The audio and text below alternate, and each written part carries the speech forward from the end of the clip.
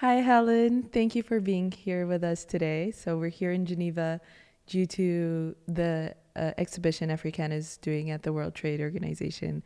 Ubuntu, I am because we are, and you're one of the artists that's taking part. So thank you for taking the time to be here with us today.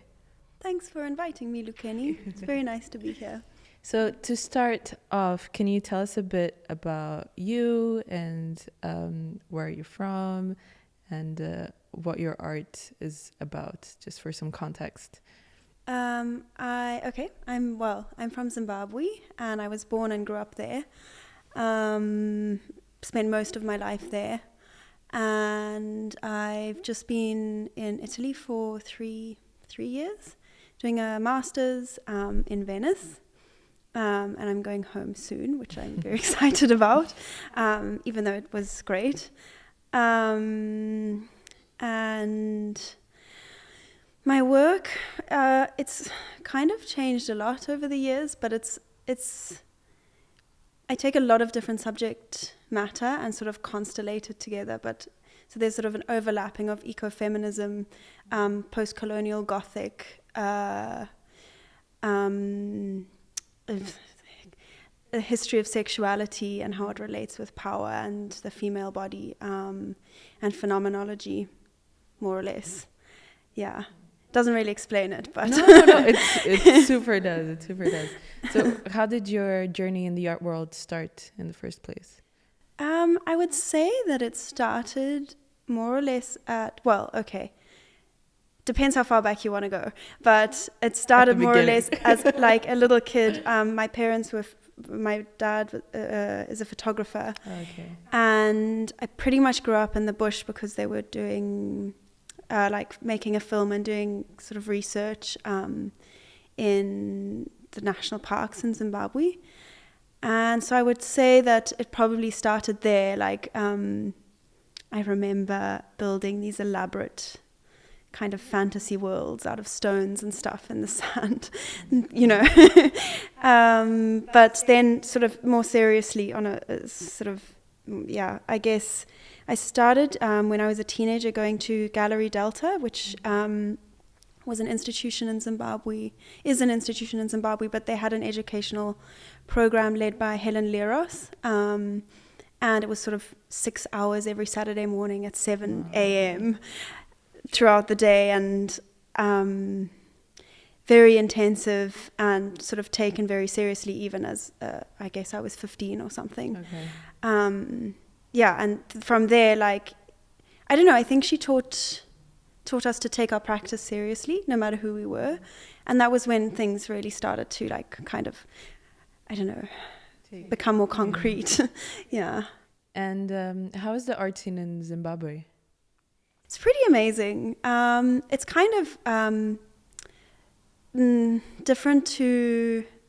I mean, there's not much of an established market, so it's really a lot about much more about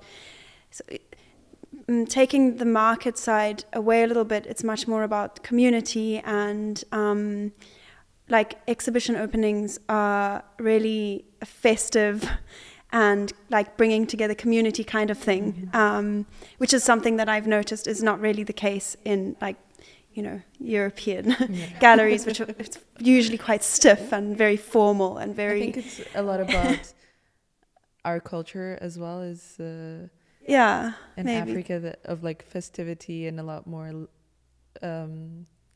laid back and happy, and everything is a motive to do a party. So which is interesting because, I mean, in Zimbabwe, we're not without our troubles.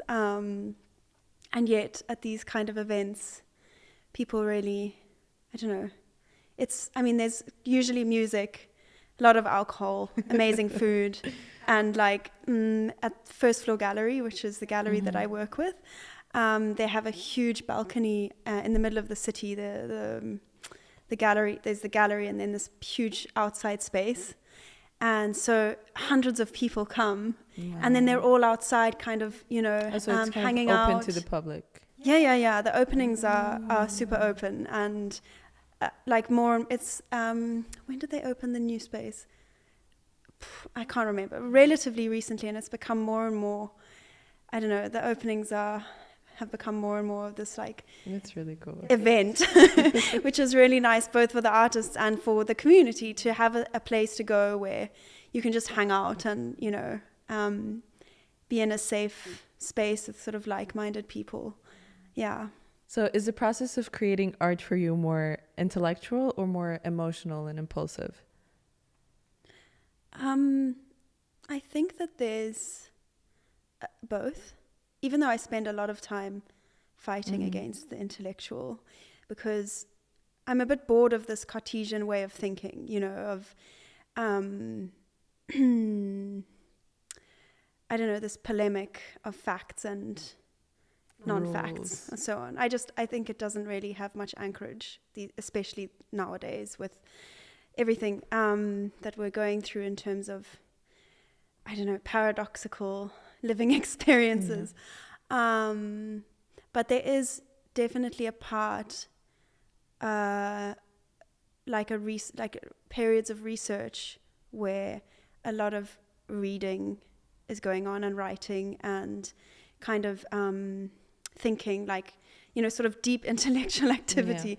But then you sort of have to put it away. Like you can't, You need to let go of it. Speaking about myself, like I can't have that, you know, it has to, that period has to, you know, live itself out somehow and then forget about it and then go into the studio and like, I think there needs to be some kind of an intellectual rigor to provoke the emotion, maybe. Not necessarily provoking emotion, but like that there needs to be some kind of anchor of thought that's happening. But then when you get there and you're actually like engaging with material, you have to sort of let go of thought and start engaging your body and obviously these moments are really rare, like these moments of you go into this kind of zone where thought is completely out and you're really present in a physical way and in a phenomenological way, you're really observing things as they are. Those are sort of magical moments that happen only by turning up at the studio sort of every day, doing the reading, doing the drawing, doing the thinking, and then you somehow at some point, like, your body takes over and then it becomes a purely like emotional and physical space. Yeah. That's amazing. So can you tell us a bit more about your creative process, like from idea to... Yeah, well, it kind of changes depending on my emotional and mental space. Like there's periods of sort of absorbing stuff and then periods of like really activity, putting out what's been absorbed. So it depends. But in the absorbing stuff period, which I think is actually the more interesting time because it's like you don't have a goal-orientated focus on anything. You're just in this kind of sea of ideas and observing the world. And I do like a lot of drawing, watercolors, making like etchings, which is kind of a recent thing. I love etchings. Yeah, it's an amazing, I mean, it's great. Like I found this old secondhand little printing press and it's been so great because, I mean, I haven't had time to make a lot, but anyway, some etchings and and then at a certain point, you're faced with a canvas and you have to just, get on with it. Just do it. Just get on with it. Like at a certain way, I mean, it's you just have to jump into it, I guess. But this can only happen after all of that drawing. Is that where kind of you come to when you get to the canvas, do you know, okay, this is what I want to see as a final thing? No, not at all. It's kind of a process with yourself. Yeah, so like the thing about the canvas, and this is what makes painting for me like so amazing, is that you're not alone in the making. Like the canvas is actually in conversation with you.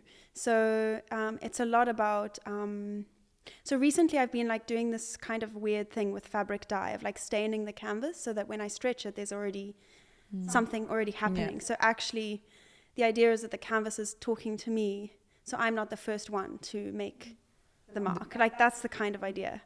And then it's really about doing something and then like sitting back and listening to see what it's saying to you. And I don't know, like I kind of think that it's also a philosophy of living that, I don't know, is you don't have everything important. yeah. It's that you have to listen to the out. world and to what's going on around you and like observe and then it's respond. a collaboration nearly, yeah, right, between yeah, you yeah. and the work. That's interesting. Yeah, and even if it's just, you know, it's a canvas, it's not a living being in front of me. Like, there's still like, I mean, I don't know. Maybe that's why painting is still so powerful, because it still talks in some way, in its own way, like in the own way that trees talk in their own way to people, or you know. So yeah, it's much more about a conversation than about just going in there and having a plan and having executing it all the worked plan. out. Yeah, no, that never happens. If I try, it's a disaster. Yeah. That's nice. And do you tend to work on several mediums at the same time, or do you like to like focus on one thing? No, it's a chaos. It's everything. Whatever, like I go in there and whatever, you know, it's everything at the same time, or jumping from one to the other. But although actually when I'm really working on like canvases and oil painting, I don't know, 8 hours can go by with just nothing else. But I mean, obviously those are very rare occasions, and you have to like realize that they're happening and hold on to them and say, okay, this is my one moment in the year that I have this space that's, I don't know, been given to me from somewhere that I can, you know, really go into the zone. But yeah, and then it's just oil paint, like really, that's it. It becomes like the world. Yeah. And what do you think like triggers you to have those moments? I don't know. I don't think it comes from me really. Yeah, I think it's energies. Yeah, I mean, at the risk of sounding overly esoteric, I really think it comes from somewhere. I mean, obviously there's a part of me that's involved, because you have to be there, you know. You have to be in the studio and you have to be working, otherwise it's whatever that thing is, it's not going to show up, or it's going to show up, and if you're not there, it's going to say fuck you, I'm not coming back, you know. So you just have to be there and like and work, and then you get given something every now and then. Yeah, that's awesome. And is there any moment in your career that was like a pivot, you saw it as a pivoting moment for you, like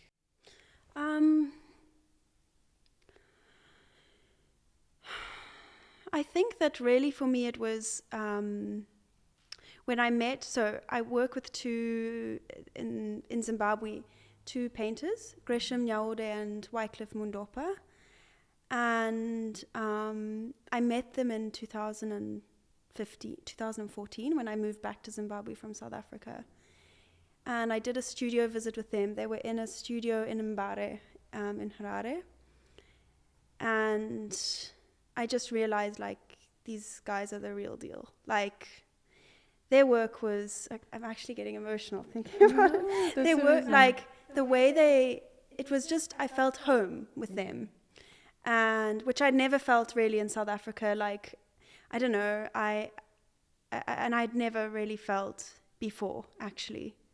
And suddenly I was like, wow, these are painters that are painting in a conversation in a language that I can understand. And I don't know, that pushed me, like it gave me some kind of drive I wanted to be part of this community. I felt home for the first time in my life actually. And like they were incredibly supportive and welcoming, and we've ended up going on to do a residency together, the three of us, and like sort of, yeah, we have this, I mean, yeah, I think it was then. And how did that change your way of work, like what you wanted to do? I think like before I was sort of playing around, like not playing around, I was really like working, testing, but I had no anchor to what I was doing. Like I had no,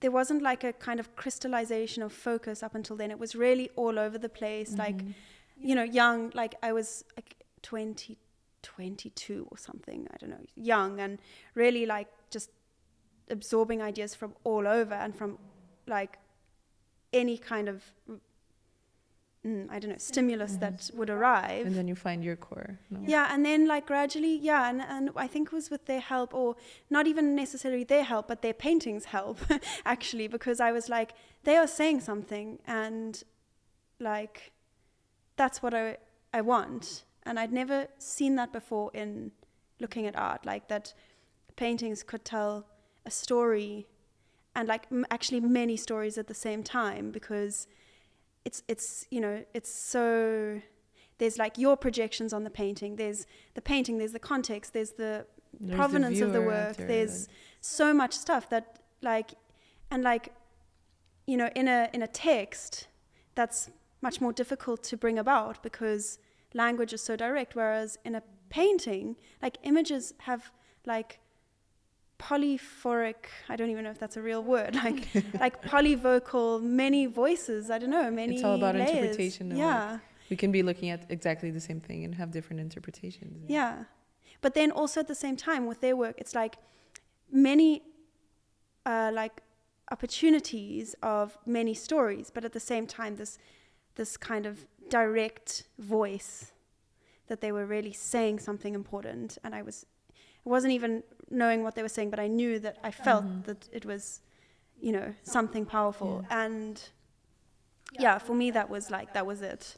Yeah. That was it. That's awesome. Yeah. It's interesting that you said that, well, you're from Zimbabwe, you studied in South Africa, and now you just finished your MFA in Venice. Yeah. So how, also given that we're here in Geneva due to the World Trade Organization, like how do you think art has a role in diplomacy? And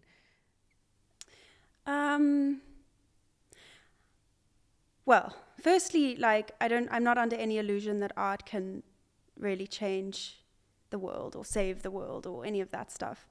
I think that all art is political in its ways. Even purely abstract art has a political voice, but that it's something that is more about opening up space to think, rather than actively trying to change something.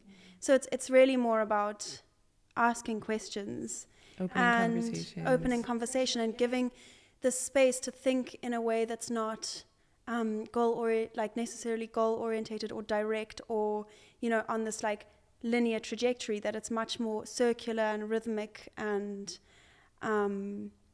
open and paradoxical, and, you know, full of like one thing and its opposite. And so if people really pay attention to art, because a lot of people don't pay attention, it doesn't touch them, and that's fine. But if you do pay attention and you stop and you see, like, I don't know, you're in an exhibition and you look at a work and you look at how it speaks with the other works and what the curator's done to tell some kind of a story, it gives you a moment to just pause, you know, and think about things. And like, I think one of the big problems in diplomacy is not having space to think, and not thinking well. Like, there's so much polemic instead of just stopping and just thinking for a bit, you know. Or just a lot of pressure to think it's certain. Yeah, and like give the right answer and, you know, debate and like I don't know, art, like it speaks but in a spacious way that maybe could be something that's becoming more and more important, like considering like the climate crisis and so on and so forth, that we really need to just start listening and thinking more. And maybe art and different forms of storytelling can, like music as well, and dance, and also, you know, forms of expression that are not based in kind of dry language and like empirical data, even though it's important. It's like not the only thing, you know. Yeah, something like that. I don't know. That was a very convoluted response. But I like it. I think I totally agree. And also, given that you've lived in these 3 countries, how do you think that has influenced your work? Like, how has it changed, like, your influences and your what you want to portray, what messages you want to bring to the above, like?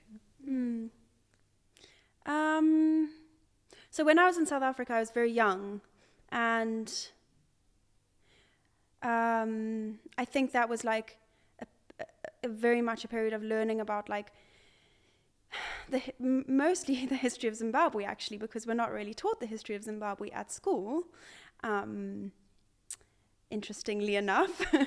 So, and you know, this terribly conflicted history that I had to, when I left and had like space to look at it, really From grapple the outside. with as a 18-year-old, 19-year-old, and realize the part that I had played up until this point in this history. And so it was really a period of like reflection and problematizing things and not taking things for granted or as they are, and really looking at things. And then going back to Zimbabwe with this kind of perspective was really interesting. And Because you said that in South Africa you didn't feel home.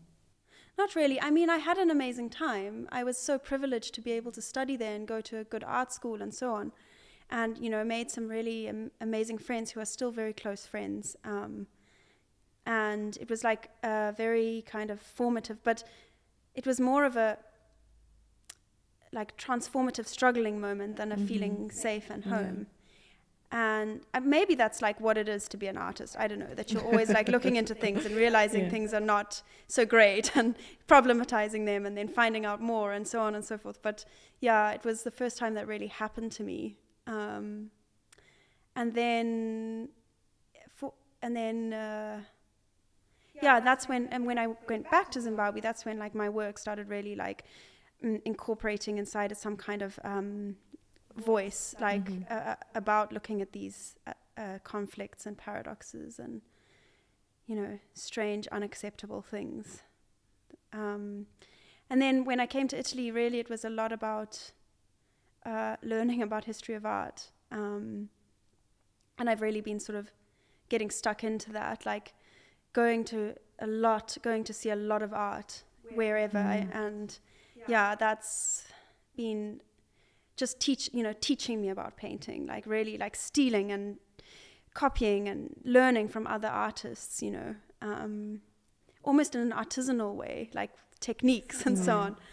And so it's been a lot about that. And also this idea of feeling far from home has been quite painful, but also transformative. Yeah. And I think it's good because you mentioned before that your work has changed a lot. And I think that sometimes people in general and artists are scared of change, right? So I think it's interesting that you're change. Yeah, I mean, I think like I used to paint almost purely in an abstract way. And I think that part of it was because I was scared to say what I wanted to say. And then when I got to Italy, I was like, fuck it. No one knows me here. Like, no one knows me here. And I just like started painting things that I was too scared, like really erotic bodies, you know, and stuff like, I mean, in Zimbabwe, we also have like quite a conflicted relationship with sexuality in general, especially queerness. And so I started exploring these things in a more open way. In an open way, and it kind of cracked open this. Well, it broke that fear, and I was like, you can't, if you're a painter, live in fear of saying the things you need to say. It's not even about want. Like, if those are the things you have to say, you just got to do it, you know, something like that. I don't know. And you also make it easier for the next person that wants to talk about whatever. So I think that's important. Someone needs to take the first step, right? Yeah. And kind of after you knock that door down, like, how was it perceived by, like, back home? Was that? Yes, I had an exhibition 2 years ago, which was the first one where there was sort of figurative elements starting to enter the work, and in a very erotic way. I mean, I was using pornography as source material, so it was quite explicit, but also not, because I really don't want my paintings to be explicit in any direction, because I like that people can use them as a projection tool to say, like, they open up the interpretation depending on who they are. But anyway, there was like a lot of curiosity and a lot of kind of mischievous I can imagine. I mean, giggling at the opening. It's not common, obviously, but and it's a taboo. So I mean, everything that is kind of intrigues people. So even the ones that say they don't want to see, like, they're not interesting, they are. And like they want to see, like, oh, what is this about? Like, and if it's not explicit, it allows you to look longer and think about it, because if it's explicit, you don't permit yourself, you know. If it's guilt taboo, of the viewer. If it's taboo, you can't, like, you become this creepy voyeur because you're like, I'm not allowed to do this. Whereas if it's not explicit, and it could be a landscape, or it could be like, you know, two women cuddling in a field naked, it could be those things. There's no judgment associated. There's no, well, maybe there is, but you can't make explicit anything because it's open, it's oblique. So it was fun. I was very curious to see how people, I mean, I was a little bit nervous, but in the end I had no reason to be nervous, because it was actually, and this is the thing with fear, is you create these monsters and then you break it and you realize that you didn't have anything to be afraid of, actually, really. I don't know. No, that's what other fears have you been faced with through your art that have allowed you to? I guess one of the fears is not being able to work full time as an artist. That's been one that hangs over one's shoulder for a long time. Because really, like, for me, I tried, like, working other jobs and teaching and so on, and I loved it, but I don't know, to work full time, to have the privilege to work full time as an artist, is, you really can actually focus into and get, like, locked into something very intense, and that I realized I needed that from quite early on, that I started working as an artist. So I've always sort of fought to be able to work full time and do that as my job. And that was, like, for a long time, the fear that I wouldn't be able to do that. So there was that, very practical things. But I don't know, other fears are sort of murky impressions. There's not anything specific. And how was your, like, why Venice? And how was your experience there? Because it's completely different from... it's a very eccentric place. I wanted to do a master's, didn't know where, didn't know how, didn't know whatever. And my partner's Italian, so we just decided to go to Italy and see if I could find something that I wanted, like, would fit with me. And then I found this course in Venice and ended up there pretty much by accident, actually. Like, I don't know, a lot of things happen by accident. You just make a decision and then you find yourself in Venice. It's not really like that. Was it a good surprise? It was. I mean, not without its own kind of set of difficulties and challenges. But, well, one was that I didn't speak a word of Italian, so I had a period of loneliness until I managed to... Do you know it now? Yes, more or less. I mean, the course was in Italian, so I threw myself in the deep end and just, ran that's with intense, it. Then. Yeah, it was pretty intense, if I think about it. I thought it now. would have been in English, so that's interesting. No, it was in Italian, all in Italian. So you have no fears. You just No, I have fears. I have a lot of fears. You just went for it. I mean, you need to have courage to do that. But I don't know. Stupidity maybe is more the... But are you happy you did it? Yeah, I'm very happy. I mean, it's an interesting place because it's so like for me it's kind of a weird thing to say, but it's such a mineral. So in Zimbabwe, it's about earth and trees and green, and the quality, the color of the light is this kind of yellowish green, whereas in Venice, it's this gray, blue, kind of lilac color, the light. And everything is mineral, so there's like stone and sea, and it's all ancient as well. And so it's a very different kind of place to be if you start to look at things in a very kind of physical way, material way.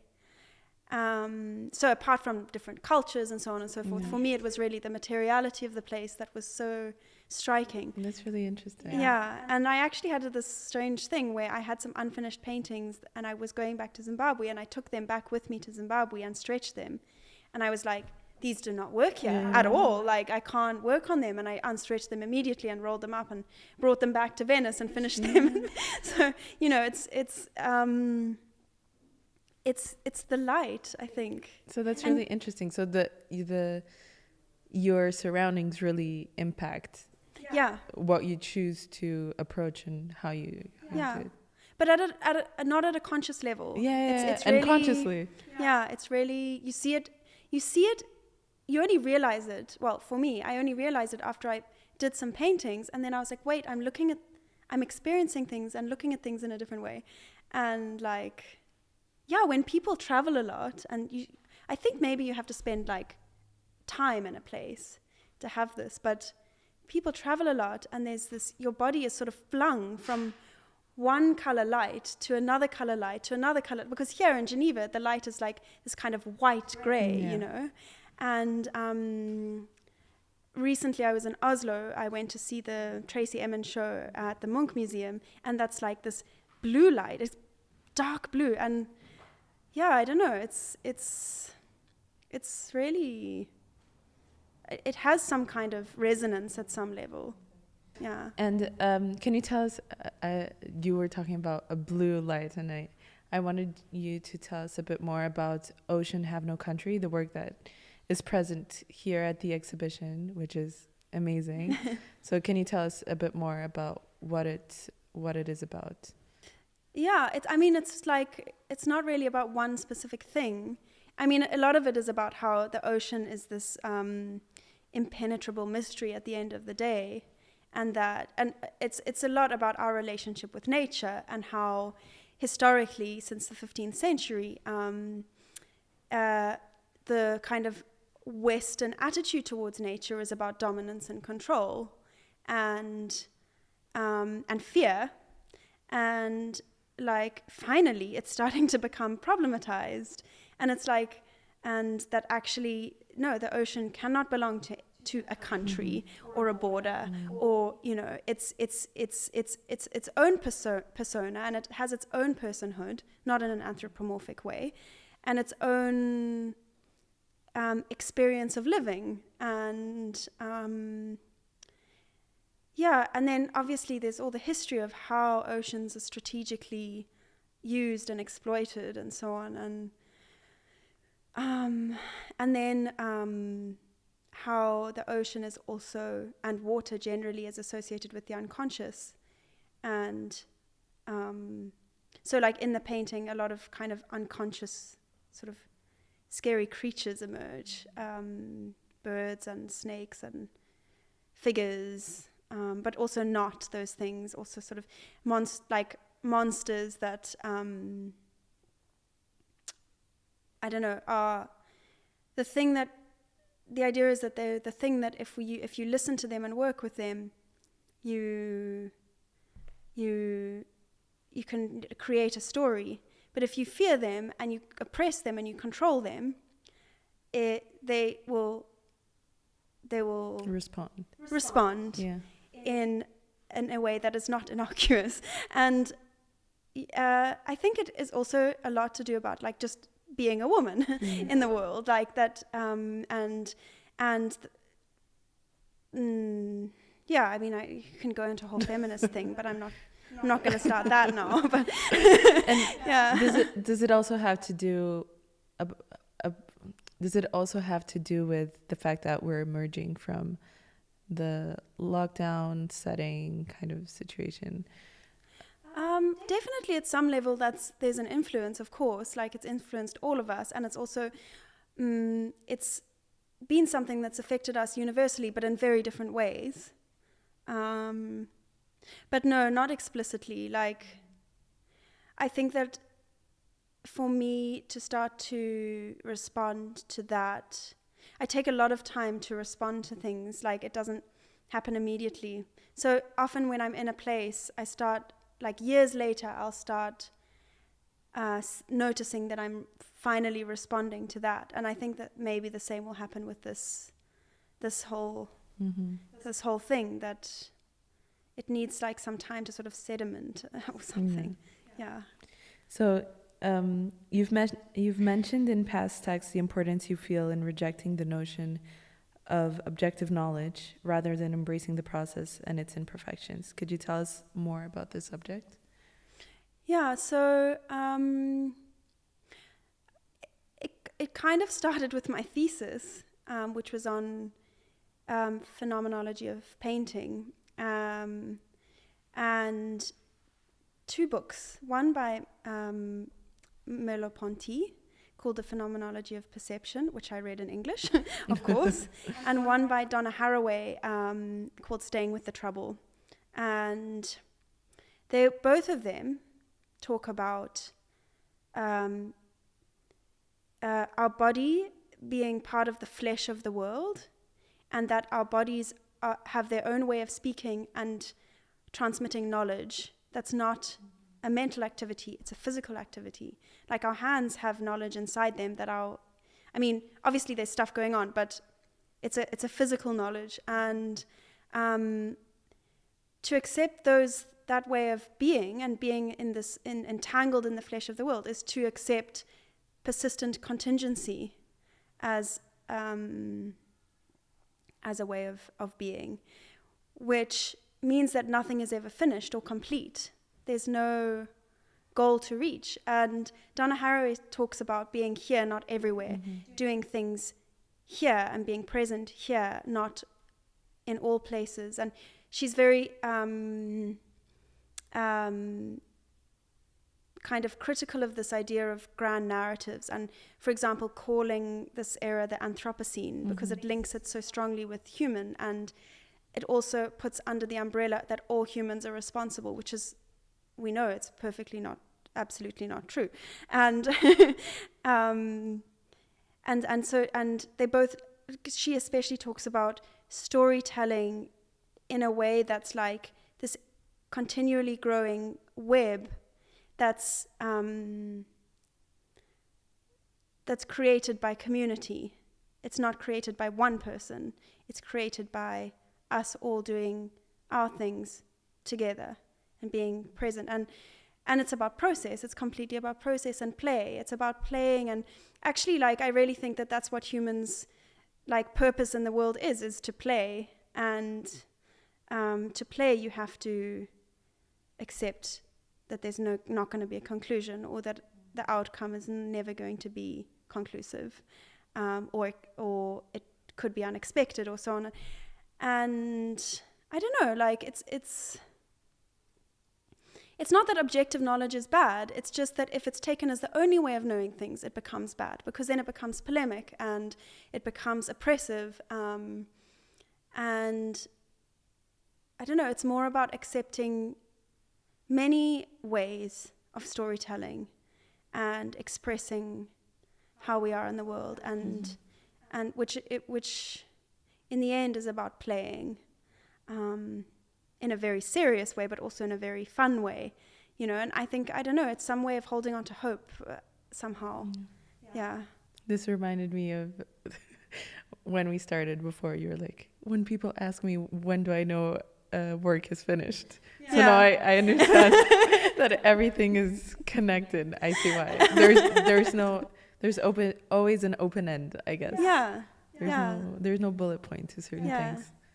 Yeah, and I really like this with books as well, that like when you have a book that ends where actually you finish the story in your mind, it doesn't have this conclusion. It's it's much more, It's an open I end, don't know, right? it's interesting, yeah, because it also incorporates you into the conversation as the reader, the viewer, It calls the viewer or the reader or whatever to take part.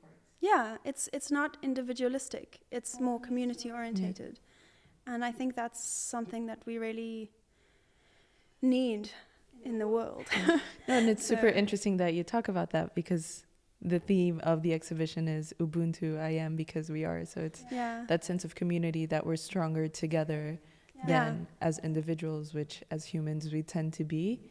Yeah. I think it's a very, as humans in general, they're egocentric and it's about individuality. And I think that as we evolve, we need to understand that as communities and as a group, we can go further.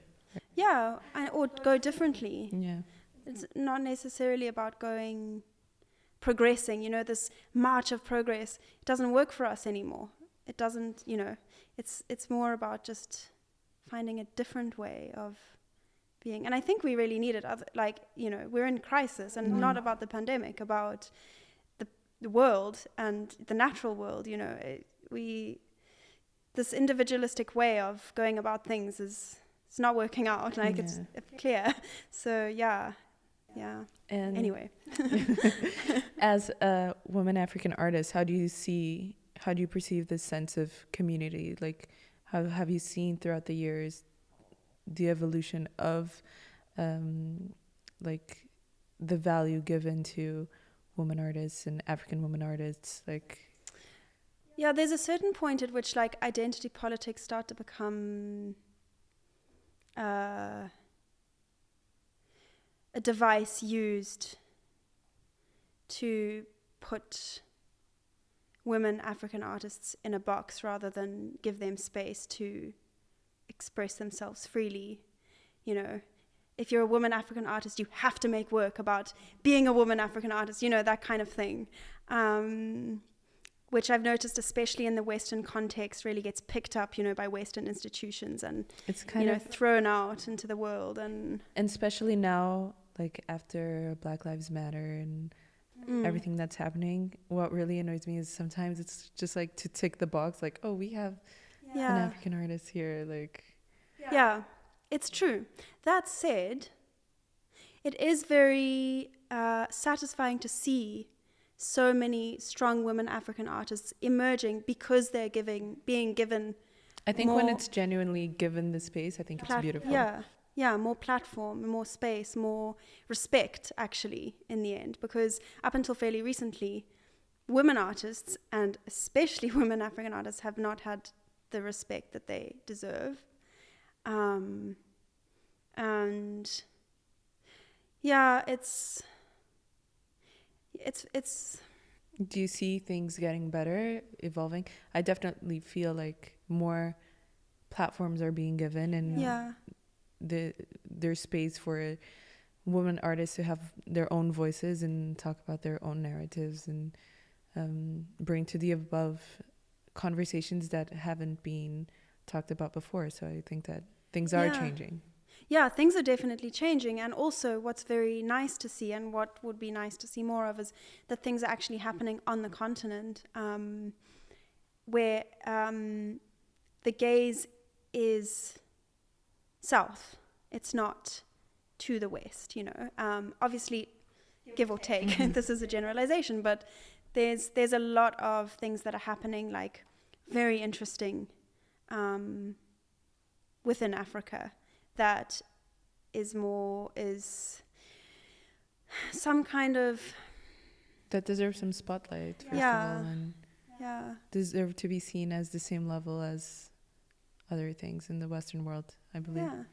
Yeah, even high level, I would say, because there's some damn good women African artists that, just need the space and the opportunity to put it into the world. And it's amazing that there is this attention that's being given, because it's really until very recently that it's just been white male European middle-aged artists that have, had those voices. So yeah, I really like how polyvocal things are gradually becoming. Although, not fast enough, too little, too late, and so on and so forth. But at least it's happening. Better later than never. Yeah, exactly. Yeah. And what other themes can we expect from your work in the near future? I have absolutely no idea. No, I mean, I don't know. I'm going home in a week. Finally. That's exciting. Yeah, and I think. How long has it been? Not very long. Okay. 6-7 months. Okay. Yeah. But I'm still homesick, nevertheless.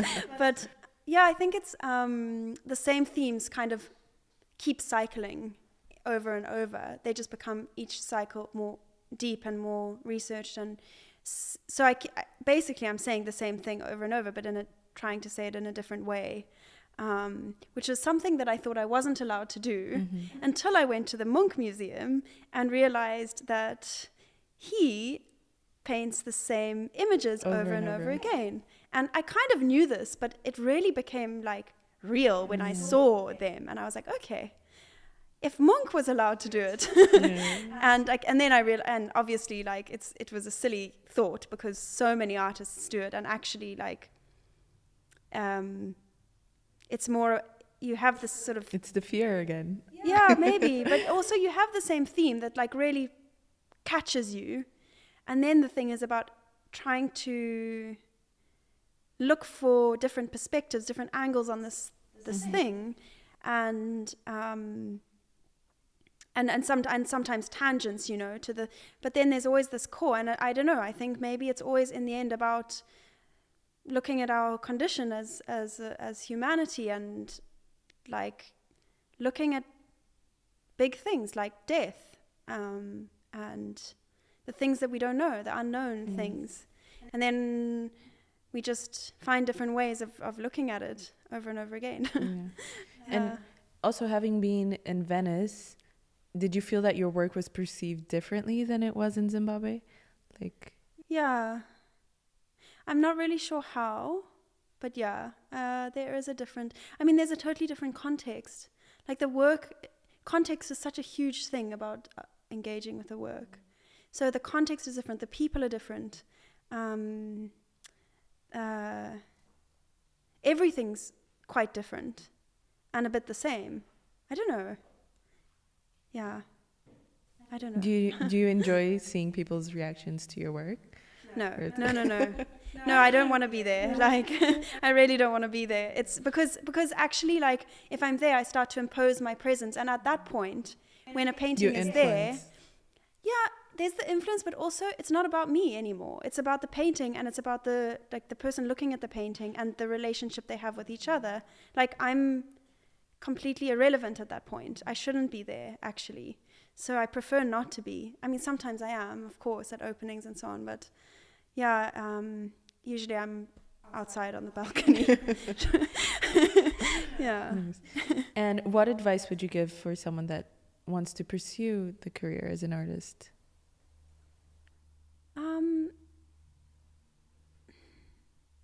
I mean, there was this very funny video that I watched recently of Louise Bourgeois she used to give these dinner parties at her house, and there's this cute vignette where she's asking the people there what their art is about, and one person says it's about the torment of being an artist, and she goes basically that's absolute rubbish. It's not a torment. To be an artist is a privilege. You have a privilege to be able to do this, and I think that thinking about it in those terms, that it's a privilege and that you're not trapped in this tormented, I have to express myself, but actually, wow, I'm being given the space to do that. And then you have to take that gift and respond by working a lot and hard and in a dedicated way, and looking at the world is the main thing. It's really about paying attention to the world and to what's going on around you and what's going on inside you, and then working a lot. And playing a lot. Yeah, I it's don't know, like that's this a balance. long piece of advice. But No, it was great. I mean, with art, like working and playing are kind of intermingled and entwined. But yeah, just get in the studio and do something, you know. And last question, when was the last time you felt truly inspired? Pretty recently, actually. I just read a book by Claire Louise Bennett titled Pond.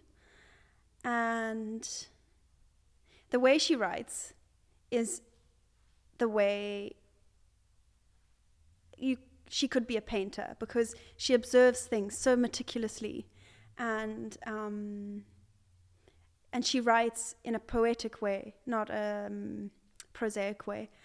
And it really touched me, that book. Yeah, just finished it. So I think that would, I don't know, I'm still absorbing it. But actually, that reminded me that I think it's really interesting how we were talking about different types of narrative, be it music, art, the written word, but it seems like you mentioned books many times. So I feel like, is that something that you have a close relationship with? Yeah, I mean, I've always read a lot. It's a way to escape from the world, and it's also a way to, I don't know, change the way one thinks, or confirm the way one, like, you can have these sometimes thoughts and you're like, this is so outlandish or wrong, and then if you read something that sort of agrees with you, you're like, okay, I'm not alone in this. It's more reassuring. You know? Yeah. And